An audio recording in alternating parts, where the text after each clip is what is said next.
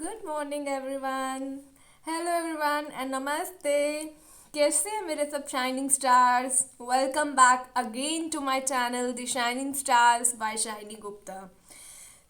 आपको पता है कि मेरी जो हेल्थ थी वो from last few days was not well due to some reasons.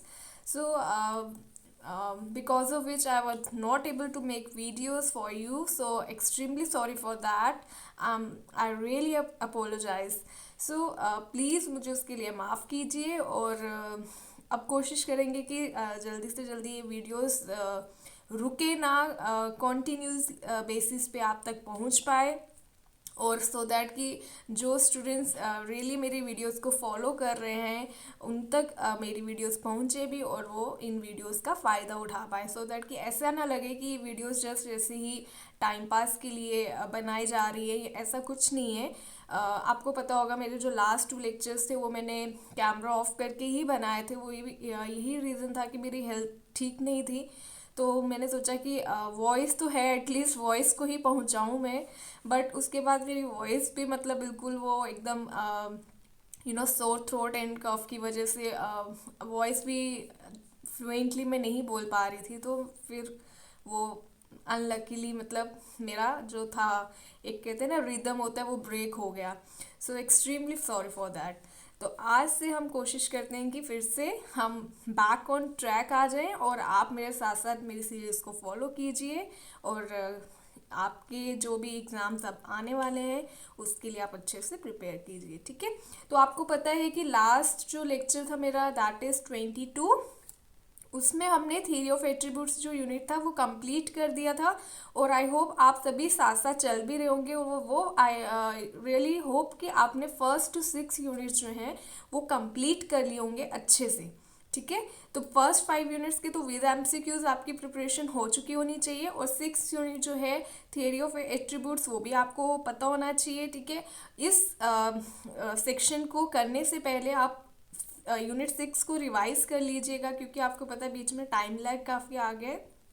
तो हो सकता है कि हम कॉन्सेप्ट्स जो है ना, जब कॉन्टिन्यू बेसिस पे नहीं पढ़ते हैं तो कॉन्सेप्ट्स हम कई बार फॉरगेट कर जाते हैं। ठीक है, तो टेंशन नहीं है, एक उसको गो थ्रू कीजिए, जस्ट एक रिवीजन दीजिए और आप इस सेक्शन को उसके बाद ही फॉलो कीजिएगा। ठीक है, सो दैट कि आपको इस मेन एमसीक्यू सीरीज़ का फ़ायदा क्या होता है कि आपको अपनी परफॉर्मेंस का पता चलता है कि वेयर यू स्टैंड। ठीक है, तो आपको अपनी परफॉर्मेंस को चेक करने के लिए ज़रूरी है कि पहले आप एक अपनी यूनिट को एक बार रिवाइज कर लो, उसके बाद ही एमसीक्यूज़ को सॉल्व करा करो। ठीक है, ये नहीं है कि मतलब जस्ट टू चेक कि किस तरह के एमसीक्यूज़ हैं, क्या क्या है, चलो ऐसे ही देख लेते हैं, वो नहीं, क्योंकि टाइम कम है ना आपके पास। तो आपको एक प्रिपेयर कर लो, उसके बाद अपनी परफॉर्मेंस को चेक करो। जैसे जैसे मैं एमसीक्यूज़ बोलती हूँ, साथ साथ अपने आंसर्स आप नोट पैड पे लिखना चाहते हो वहाँ लिखो, अगर आप कमेंट सेक्शन में लिखना चाहते हो तो it is very good for me and for you also. तो मुझे भी अच्छा लगेगा कि स्टूडेंट्स मेरे साथ कनेक्टेड हैं, और मुझे तो पता है कि आप मेरे साथ कनेक्टेड हो, तभी ये वीडियोस मैं दोबारा बनाने वाली बनी हूँ। ठीक है, क्योंकि मुझे पता है कुछ स्टूडेंट्स हैं जो मेरी वीडियोस को फॉलो भी करते हैं, अप्रिशिएट भी करते हैं, और वो कनेक्टेड भी हैं, और प्लस वो इसी चैनल पे डिपेंडेंट भी हैं। ठीक है, तो उन्हीं स्टूडेंट्स के लिए मेरी रिस्पॉन्सिबिलिटी बनती है कि मैं इस सीरीज़ को कंप्लीट करूँ, ये ना हो कि बीच में ऐसे ही रह जाए। तो ऐसा नहीं है, I have to complete it and I will definitely.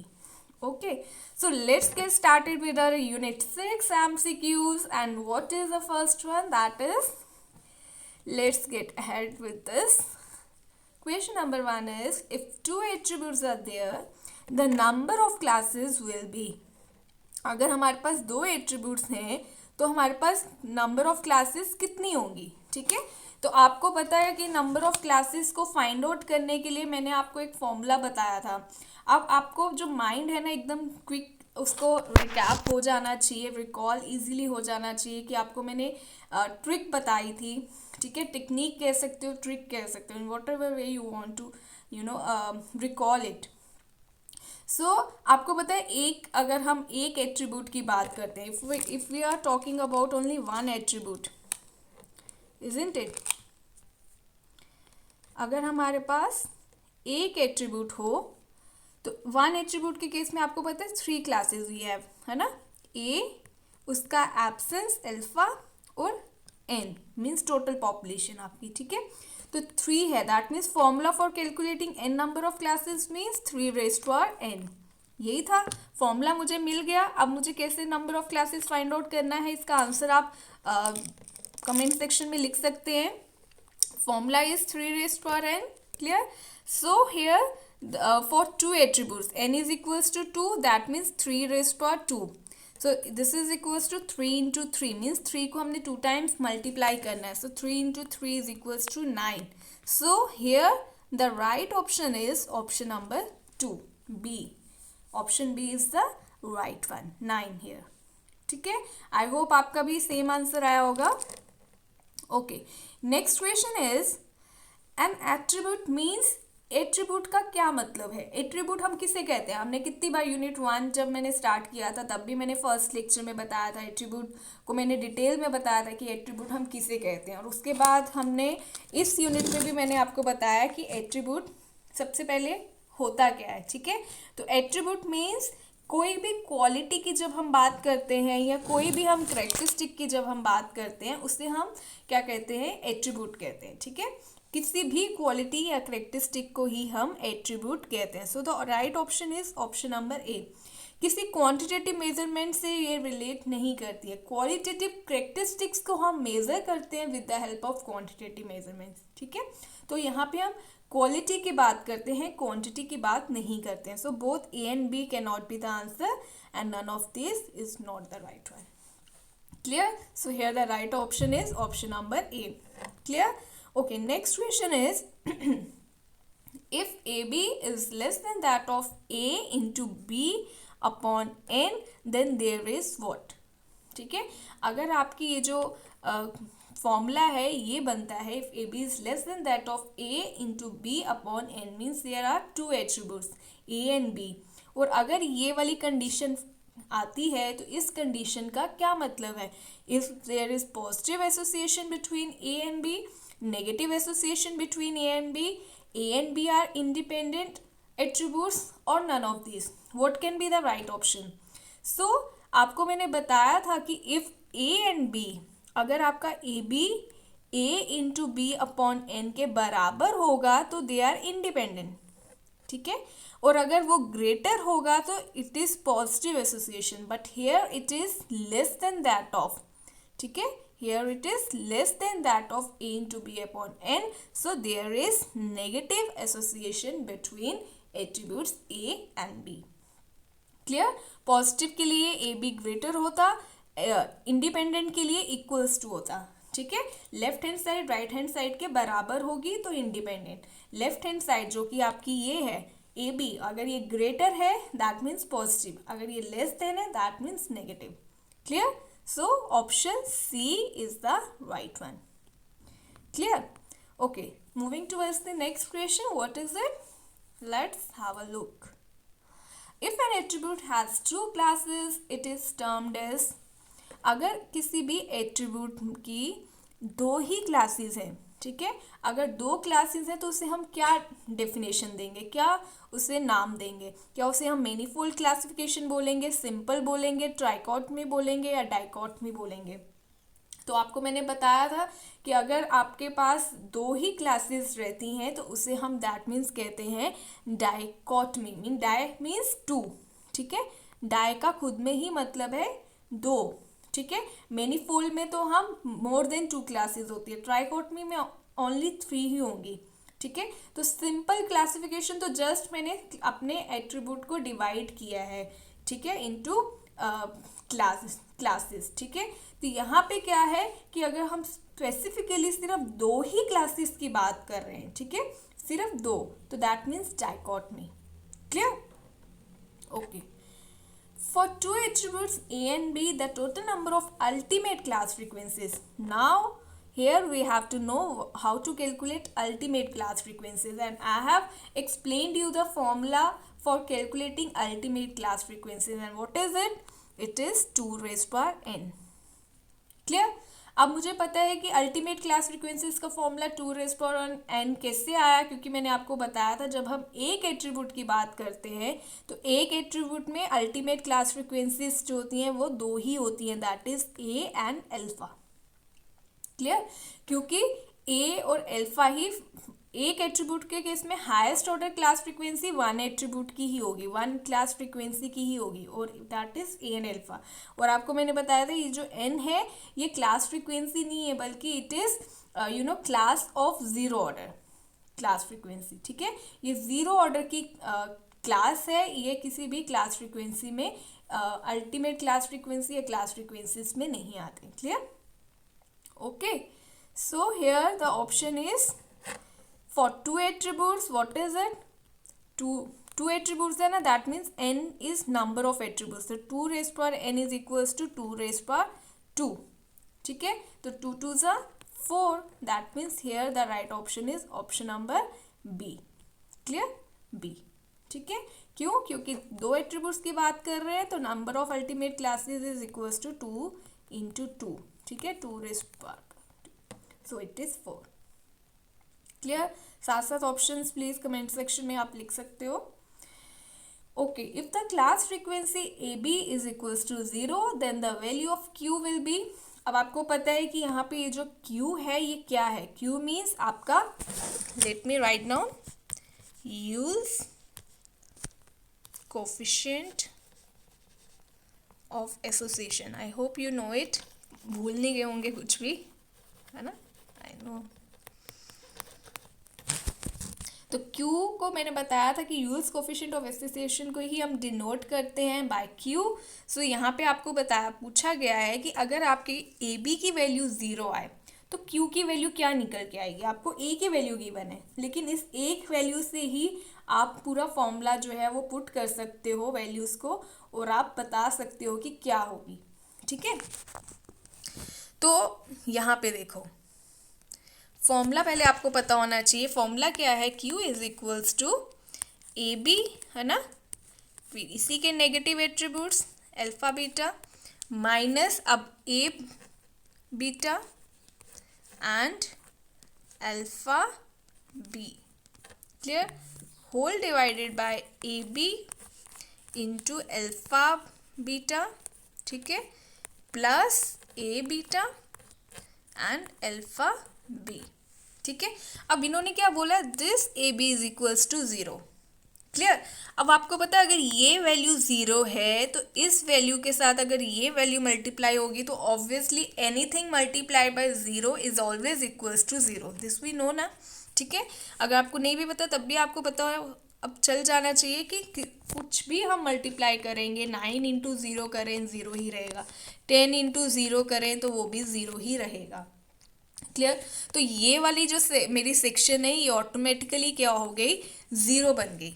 ठीक है, तो अब जब यही 0 हो गया, अब यहाँ पे कुछ भी हो 9 इंटू जो भी होगा मेरा, ठीक है, तो अगर यहाँ पे ये जो वैल्यू है ये मेरी ऑटोमेटिकली 1 के बराबर ही आएगी। ठीक है, वेयर इज द क्वेश्चन?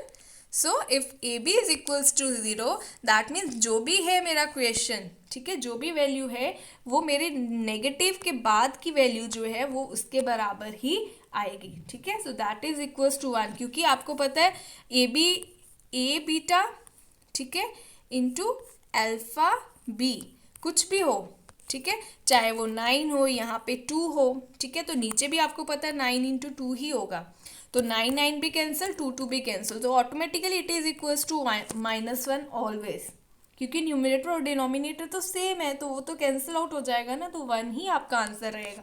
तो यहाँ पे 1 के साथ ऐड क्या हो जाएगा? -1, क्योंकि फॉर्मूले का -1 था। Clear?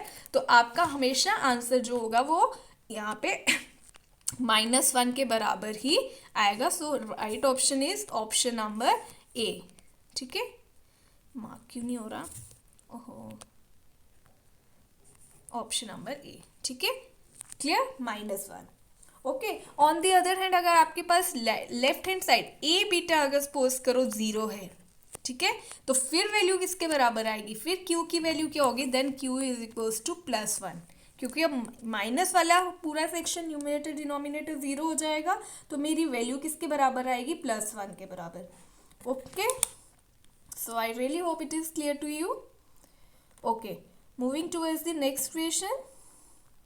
In case of consistent data no class frequency can be. अगर आपके पास कंसिस्टेंट डेटा है तो आपके पास जो क्लास फ्रीक्वेंसी है वो कोई भी क्लास फ्रीक्वेंसी इनमें से क्या होगा, ठीक है, उसके साथ। दैट मीन्स अगर आपके पास डेटा कंसिस्टेंट है तो कोई भी क्लास फ्रीक्वेंसी क्या नहीं होनी चाहिए, कोई भी क्लास फ्रीक्वेंसी नेगेटिव नहीं होनी चाहिए, ठीक है। नेगेटिव अगर आपकी कोई भी अल्टीमेट क्लास फ्रीक्वेंसी, अगर आपकी कोई भी क्लास फ्रीक्वेंसी जो है वो नेगेटिव आ जाती है, दैट मीन्स आपका डेटा क्या हो जाता है, इनकंसिस्टेंट हो जाता है, ठीक है। और अगर सारी की सारी पॉजिटिव वैल्यूज है, दैट मीन्स आपका डेटा क्या हो जाता है, कंसिस्टेंट। क्लियर। सो कंसिस्टेंट डेटा होने के लिए सारी वैल्यूज पॉजिटिव होनी चाहिए, बट यहाँ पे लिखा था no class frequency can be, ठीक है। तो यहाँ पे नो पे ज़रा ध्यान देना, इन्होंने बोला जो नहीं होनी चाहिए, क्या नहीं होनी चाहिए, नेगेटिव नहीं होनी चाहिए, ठीक है। So here the right option is option number A. Clear. आपको यहाँ पे फिर से ध्यान से देखो कि पूछा क्या है, कंसिस्टेंट डेटा के लिए कौन सी क्लास फ्रीक्वेंसी नहीं होनी चाहिए, इनमें से नेगेटिव नहीं होनी चाहिए या पॉजिटिव नहीं होनी चाहिए, पॉजिटिव तो होनी चाहिए, बट यहाँ पे इन्होंने लिखा है no class frequency can be, नहीं हो सकती, जो नेगेटिव नहीं हो सकती है, ठीक है। So here option A is the right one. Clear. Okay, moving towards the next question. The value of Yule's coefficient of association Q lies between what. आपको पता है यूल्स कोफिशिएंट ऑफ एसोसिएशन की जो वैल्यूज है दैट लाइज बिटवीन 0 से लेके वो +1 तक हो सकती है, ठीक है, और 0 से लेके वो -1 तक हो सकती है, ठीक है। That means the value lies between -1 to +1। Clear. इसका आंसर इस तरह से भी लिखा हो सकता है या फिर ऐसे भी हो सकता है, both are right. Okay, so it is option number C, -1 to +1। -1 से 0 भी नहीं होती है, 0 टू -1 भी नहीं है, नन ऑफ दिस भी नहीं है। Here the right one is option number C. Clear.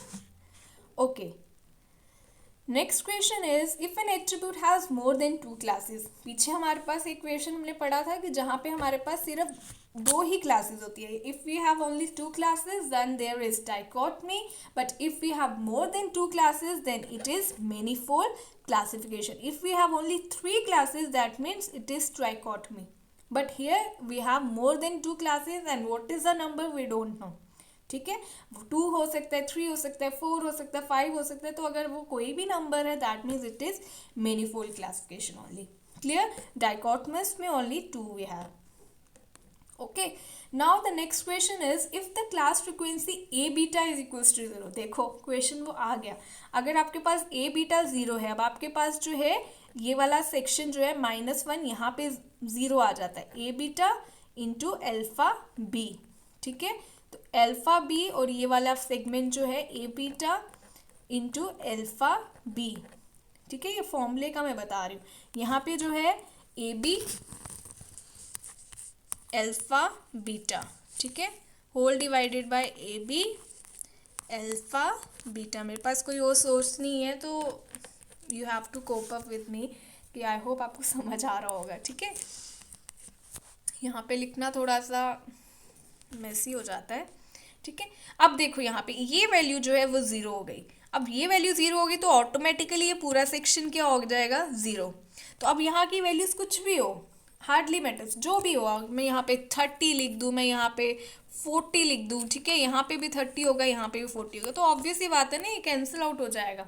तो मुझे इसको मल्टीप्लिकेशन करने की भी ज़रूरत नहीं है, ये एज इट इज़ ही कैंसिल आउट हो गया। तो whatever the value is it is always equals to +1, ठीक है। So in this way the value of q will be always +1. it cannot be -1 to +1, it cannot be -1, it cannot be 0, ठीक है। तो यहाँ पे 0 हमेशा तभी होगा अगर आपके पास जो है ना दोनों वैल्यूज जो है वो सेम हो जाएंगी, ठीक है।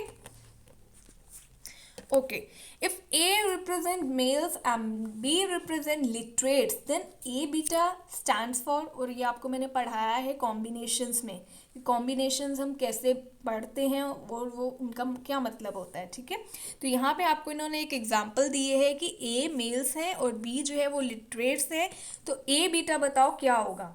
अगर A is equals to males, B equals to literates, ठीक है, दैट मीन्स ए का एब्सेंस क्या होगा, alpha is equals to females, मैं शॉर्ट में लिख रही हूँ, ठीक है, और beta is equals to illiterates. Clear. तो यहाँ पे आपको अब क्या पूछा है, ए और beta, that means A beta को अगर मैं स्टैंड फॉर करूँ कलेक्टिव वे में कॉम्बिनेशन बनाऊँ तो A beta is equals to illiterate mails.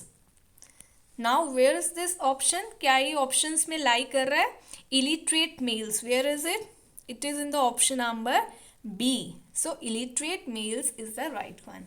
Clear. ये तो मैं आपको डिटेल में एक्सप्लेनेशन के साथ बता रही हूँ, अदरवाइज अगर आपने प्रैक्टिस कर ली है, आप अगर अच्छे से गो थ्रू गए हो इस यूनिट से, तो आपको क्विकली माइंड की हेल्प से ही आप आंसर्स दे सकते हो। You don't need to write each and everything on paper. Clear.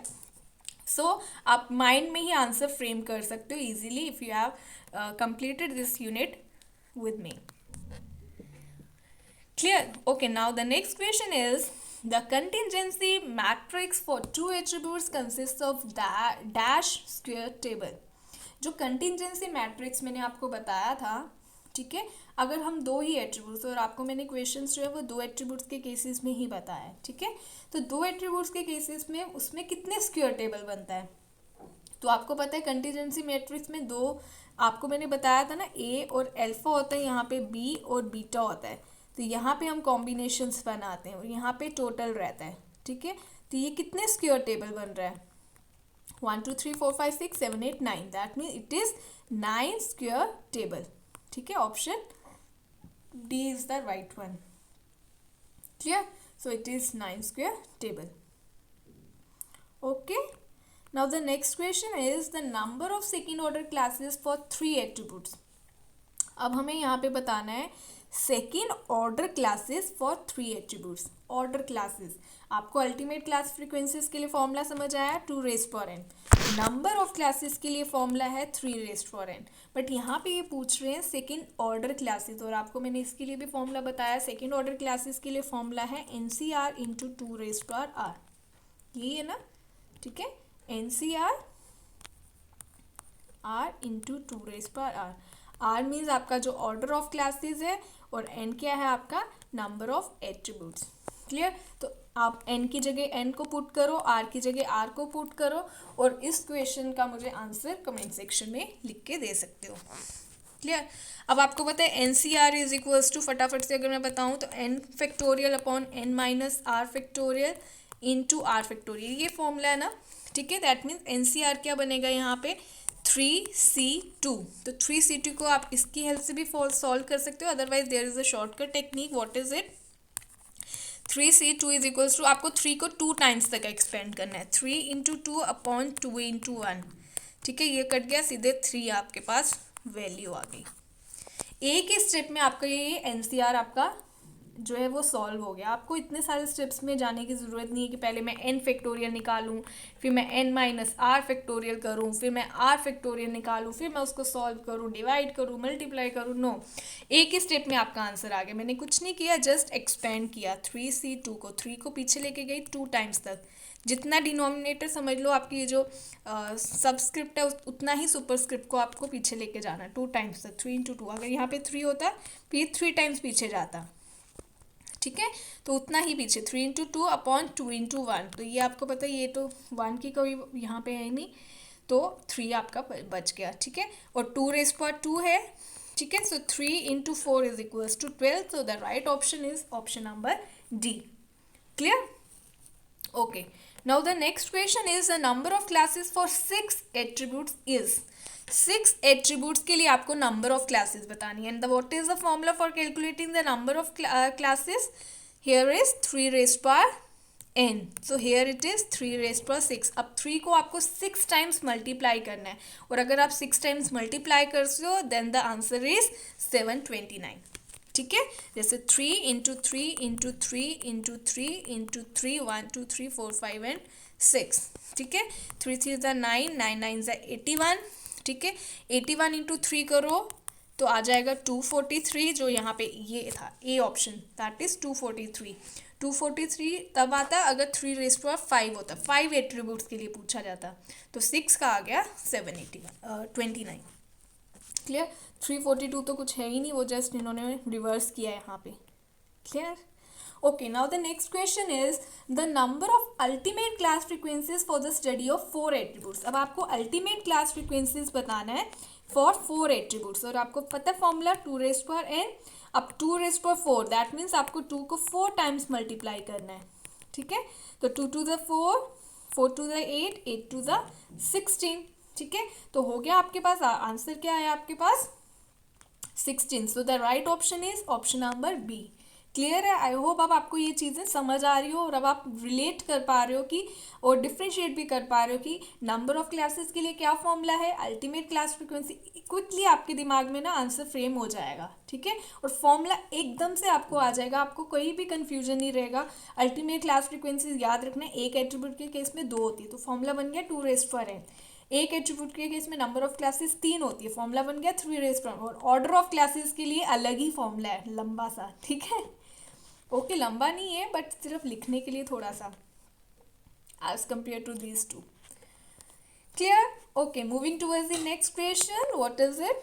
Contingency table was first used by, this I have already taught in my lectures. Contingency table को सबसे पहले contingency matrix बोल सकते हो, टेबल बोल सकते हो, सबसे पहले यूज किया था कार्ल पियर्सन ने।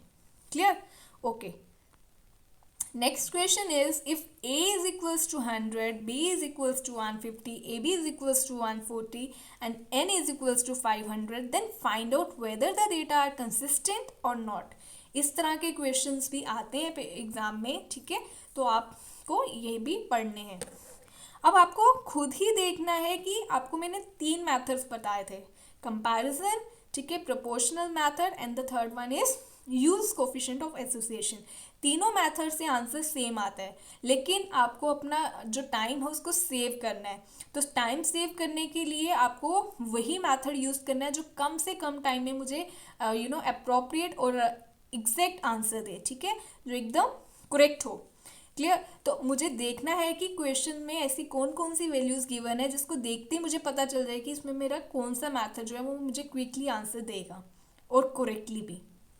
तो यहाँ पे आपको मैंने बताया था, जब भी आप सिर्फ प्रेजेंस ऑफ एट्रीब्यूट्स की बात करते हो then you have to use the comparison method, ठीक है, for finding the association. Clear. But यहाँ पे आपको बताना है कि डेटा आपका कंसिस्टेंट है या नहीं है।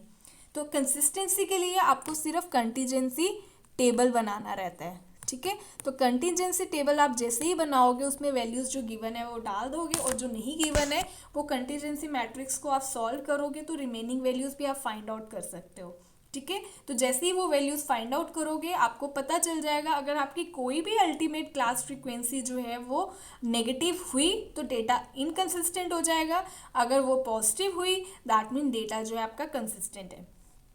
क्लियर।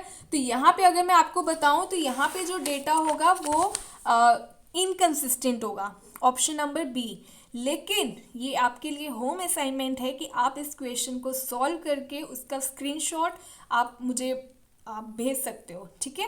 तो उसका स्क्रीनशॉट मेरे साथ शेयर कीजिए सो दैट कि मुझे पता चले कि आप क्वेश्चन सॉल्व भी करते हो या जस्ट ऐसे ही मतलब गेस वर्क बताया कंसिस्टेंट है इनकन्सिस्टेंट है। तो मुझे उसका स्क्रीनशॉट प्लीज़ सेंड करना आज, ठीक है।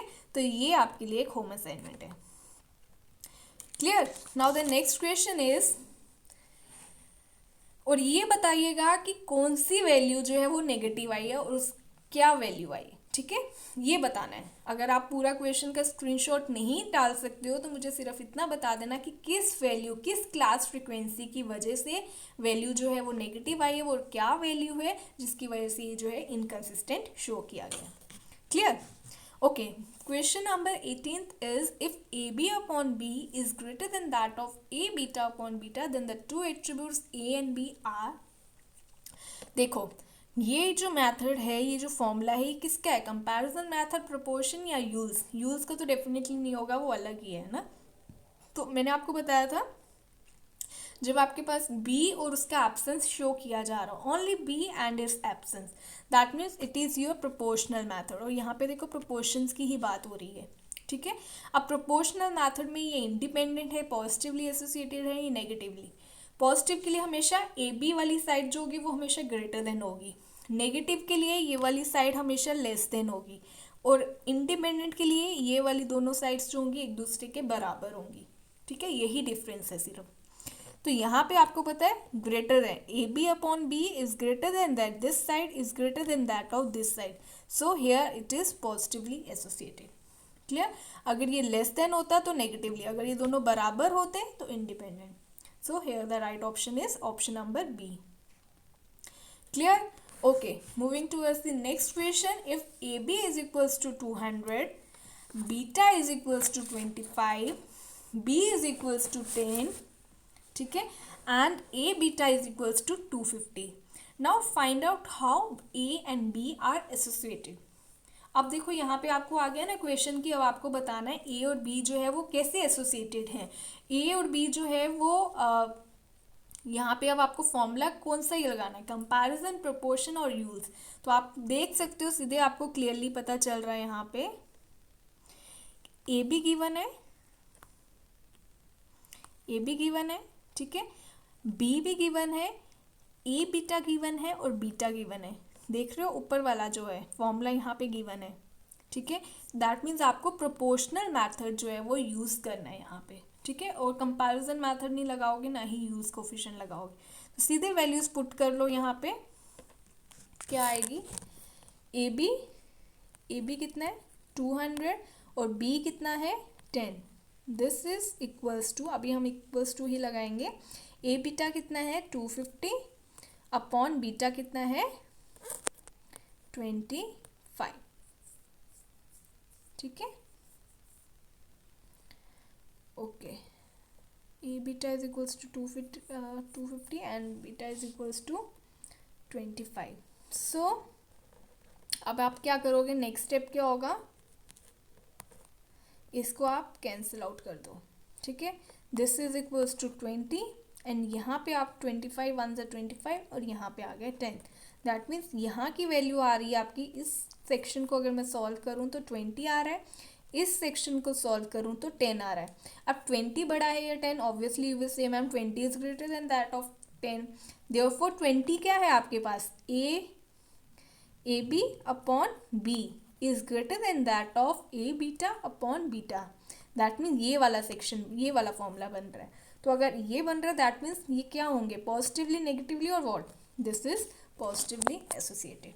क्लियर। तो इस तरह से आपका ये जो आंसर है इसका में क्या रहेगा, पॉजिटिवली एसोसिएटेड। क्लियर है। Okay, now the next question is,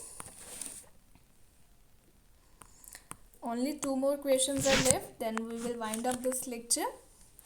Formula for finding the Yule's coefficient of association is, ये हमने ऑलरेडी डिस्कस कर लिया है। आप मुझे आंसर दे दीजिए इसका कमेंट सेक्शन में कि कौन सा आंसर होगा। So question number 20 you have to answer it on yourself and put it in the comment section also.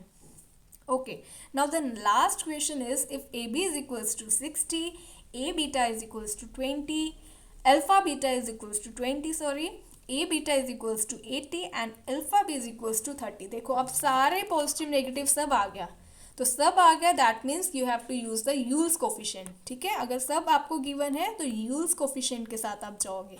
अगर सिर्फ पॉजिटिव एट्रीब्यूट से मीन्स सिर्फ प्रेजेंस की बात हो रही है तो कंपैरिजन, अगर सिर्फ बी और उसके एब्सेंस की बात हो रही है तो प्रोपोर्शन, और अगर सब है पॉजिटिव नेगेटिव, ए का बी का B, that mean you have to go for Yule's coefficient. Clear. तो अब आप ये वैल्यूज अगर आप पुट करें फॉर्मूले में, ठीक है, तो फॉर्मूला क्या है आपको पता है, ए बीटा ये वाला option, A alpha beta, A beta alpha B, A B alpha beta, that means here the right option is option ए।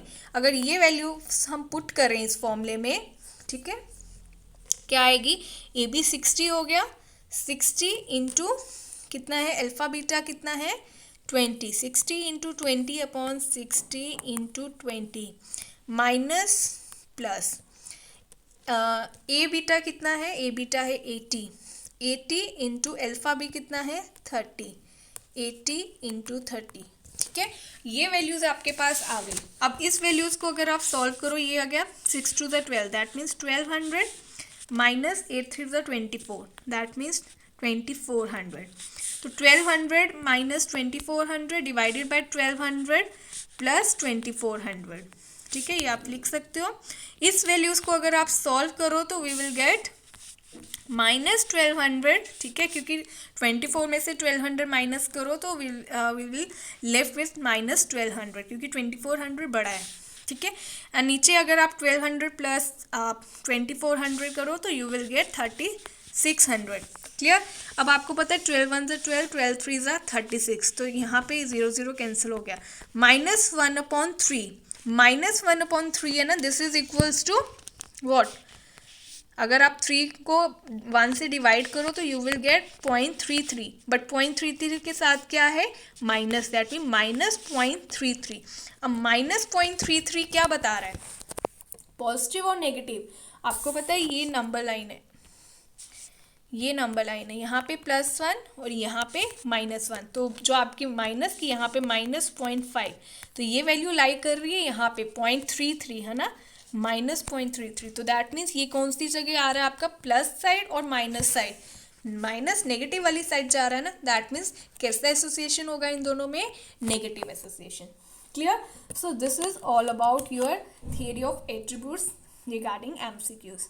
तो उम्मीद करती हूँ आप सबको ये सभी एमसीक्यूज अच्छे से समझ भी आए होंगे, और जितने इंपॉर्टेंट एमसीक्यूज थे मुझे लग रहा था कि यहाँ से क्वेश्चंस आ सकते हैं, और इनफैक्ट आए भी हैं कुछ क्वेश्चंस आपके ये लास्ट जो जेएससी का एग्ज़ाम हुआ है, तो इन क्वेश्चंस को अच्छे से प्रैक्टिस कीजिए। अब कुछ नहीं होगा, जस्ट वैल्यूज चेंज की जाती हैं और क्वेश्चंस वही रहते हैं, थोड़ा सा मोल्ड करके घुमा फिरा के क्वेश्चंस पूछे जाते हैं, बट कॉन्सेप्ट वही रहता है आपका, ठीक है। तो अच्छे से प्रैक्टिस कीजिए।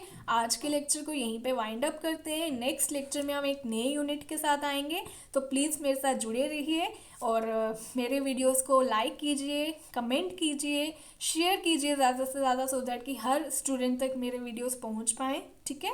और सब्सक्राइब भी कीजिए मेरे चैनल को, सो दैट कि आपको जितने भी मेरे वीडियोस आने वाले हैं उनकी भी नोटिफिकेशंस आती रहें, clear. So this is all about today's session. Please take care of yourselves and thank you.